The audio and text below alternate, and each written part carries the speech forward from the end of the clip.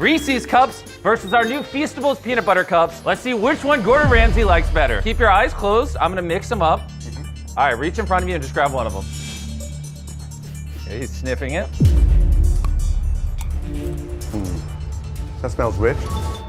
Super smooth. Now, try the other one. This is rough.